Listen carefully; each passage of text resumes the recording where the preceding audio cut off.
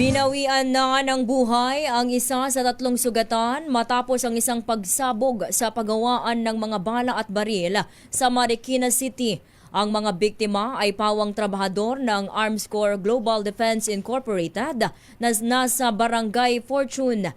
Ang nasabing biktima ay naputulan ng dalawang kamay habang ang dalawang sugatan ay nagtamo ng mga sugat sa katawan at mata. Naganap ang pagsabog bago mag-alas 3 ng hapon kahapon sa ammunition section ng Arms Corps.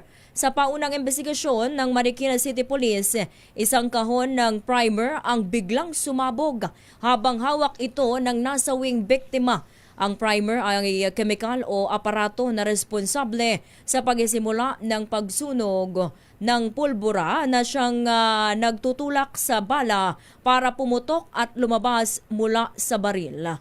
Kaugnay ng balitang yan, hingi tayo ng update kay RH52 Edniel Parosa. Edniel? Kinumpirma sa DZRH News ng Marikina City Police ngayong umaga na dalawa na ang nasawi sa pagsabog sa loob ng Arms Corps Global Defense Incorporated sa Barangay Fortune, lungsod ng Marikina. Ayon kay Police Colonel Jeffrey Hernandez, hepe ng Police sa Marikina, nalagutan din ng hininga pasado alas 8 kagabi ang 44 anyos na lalaking naputulan ng kamay sa insidente. Bago ito, bandang alas 5:15 ng hapon kahapon, naunang pumanaw ang 34 anyos na kapwa nito empleyadong tinamaan naman ng shrapnel sa dibdib na. Samantala, inilipat naman sa Marikina Valley Hospital ang isa pa sa tatlong biktimang unang isinugod sa may Amang Rodriguez. Tapos tamaan naman ito sa mata at nakaranas naman ng hirap sa pamdinig. Wala pa umanong lead ng pulisya dahil babalikan pa ngayong umagang ito ng Martes ang CCTV footage ng sumabog umanong paggawaan, partikular na sa primer na component sa paggawa ng bala. Pakinggan natin si Police Colonel Fernandez.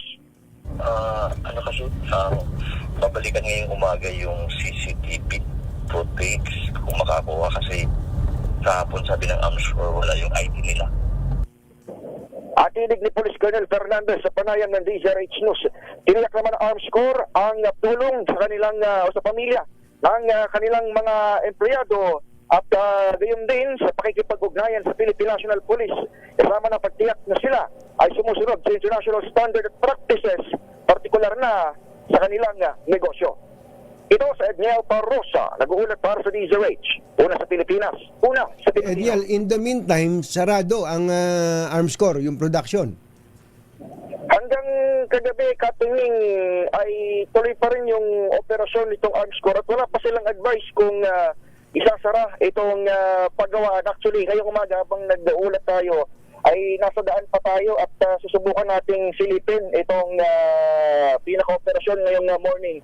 Pero wala pang abiso kung isasara in the meantime, Anthony. Dapat siguro kung hindi pa isinasara ng Arms Corps pansamantala while the investigation is ongoing, ang otoridad na ang mag-utos na isara to muna. Malalaman natin yan dahil babalik din ngayon ng PNP at Bureau for Protection doon sa lugar para nga doon sa pagpapatuloy na investigasyon.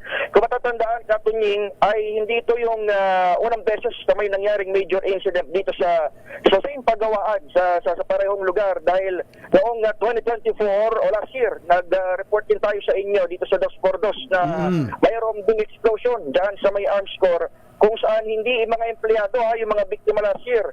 May mga residente doon sa katabing lugar ang tinamaan o nakaranas ng sugat sapagkat tinamaan ng debris doon sa nangyaring pagsabog. Ayon ay ito, aalamin natin kung ano magiging implikasyon nito dahil katabi lamang nito, Katunying, ay residential area. May mga kantinan pa nga ito, kainan sa tapat lamang ng paggawaan ng bala. At palalaman natin kung anong magiging hatol dito ng Philippine National Police ngayong araw. Thank you. Balik sa inyo, Katunying. Thank you, RH52 Edniel Parosa.